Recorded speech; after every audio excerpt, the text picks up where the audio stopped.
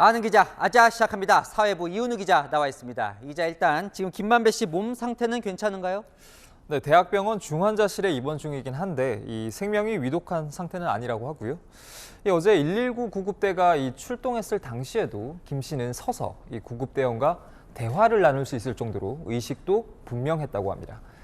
구급대원이 이 상처를 보고 누가 그랬냐라고 물어보자 김 씨는 내가 그랬다라고 답변한 걸로 취재가 됐는데요. 이 목과 가슴에서 이 극단적 선택을 시도할 때 생긴 걸로 보이는 상처가 발견은 됐지만 이 상처가 깊지는 않았다고 합니다. 자, 이 김만배 씨 지금 처한 상황이 어떤가를 좀 살펴봐야 될 것 같은데, 자, 헬멧남으로 알려진 최호양 씨 체포가 되고 오늘 구속이 됐습니다. 이 최호양 씨와 김만배 씨 둘은 어떤 사이인 거예요? 네, 그 최희양 씨는 그 체포가 되고 지금 구속 기로에 서 있고요. 구속 기로에 서 있죠. 네, 네. 이 구속 피의자 신문을 받은 뒤에 이 구속이 결정될 걸로 보입니다. 이 김만배 씨와 최호양 씨는 각각 화천대유 대주주와 이 화천대유 이사인데요. 네. 이 사실 두 사람은 20년지기로 이 서로를 형, 동생으로 부르는 걸로 알려져 있습니다. 이 지난해 대장동 개발 특혜 의혹이 불거진 뒤에 이 김만배 씨가 있는 곳마다 최 씨가 나타나서 이 기자들 사이에선 집사 아니냐는 말도 있었는데요. 이 최 씨는 지난해 10월 이 김만배 씨에 대한 첫 구속영장이 기각이 됐을 때 이 오토바이를 타고 구치소까지 와서 귀갓길을 챙겼고요. 김 씨가 검찰 조사를 받으러 오갈 땐 운전기사 역할은 물론 이 도시락까지 배달을 했고, 그리고 김 씨가 재판에 넘겨지자 몸이 좀 불편한지 휠체어를 탄 채로 꼬박꼬박 방청을 했습니다. 자, 이게 궁금하던데요. 지금 정확히 말하면 이제 구속이 아니고 검찰이 구속영장을 청구한 건데, 이 최호양 씨에 대해서 구속영장 청구한 이유가 뭔가요, 정확히? 네, 이 김 씨가 이 대장동 사업으로 벌어들인 이 범죄 수익을 숨긴 혐의를 적용을 했는데요.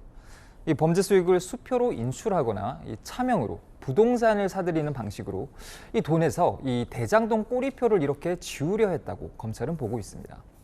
법조계에선 여기에 더해서요, 이 둘 사이 돈거래의 이 목적에 주목하고 있는데요.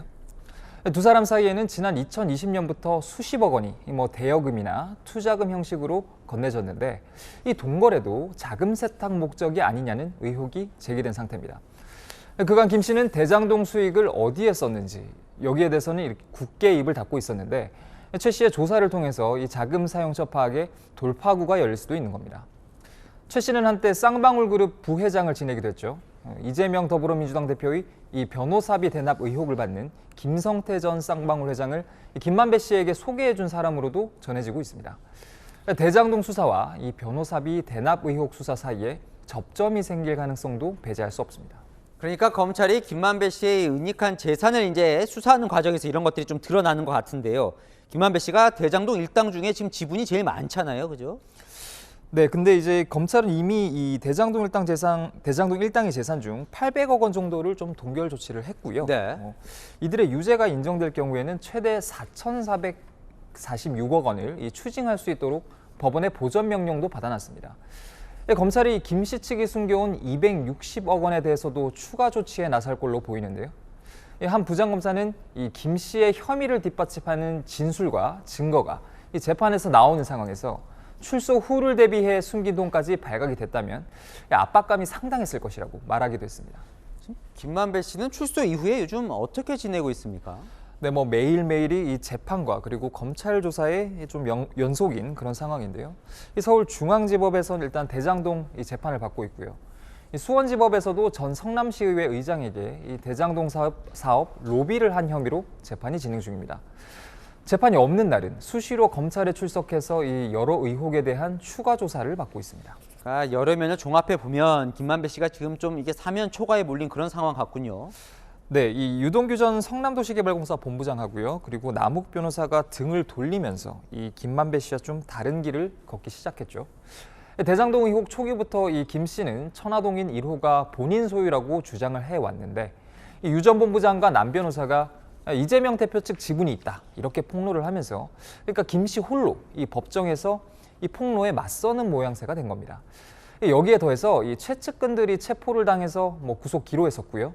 이 수백억 원대의 은닉 재산까지 검찰이 찾아낸 데다 이 범죄 수익 은닉 혐의에 관련해 김 씨의 변호인 사무실도 압수수색을 당한 상황입니다. 이런 요인들이 이 김 씨를 압박했을 가능성이 높습니다. 자, 이 검찰도 김만배 씨 수사에 이렇게 박차를 가하는 이유가 워낙 중요한 인물이기 때문이겠죠. 네, 검찰은 김만배 씨가 이 대장동 민간 사업자 하고요. 그리고 이재명 대표 측 사이에서 고리 역할을 한 것으로 보고 있습니다.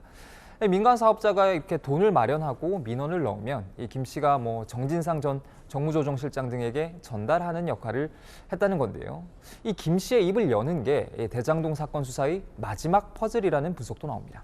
네, 잘 들었습니다. 아는 기자 이윤우 기자였습니다.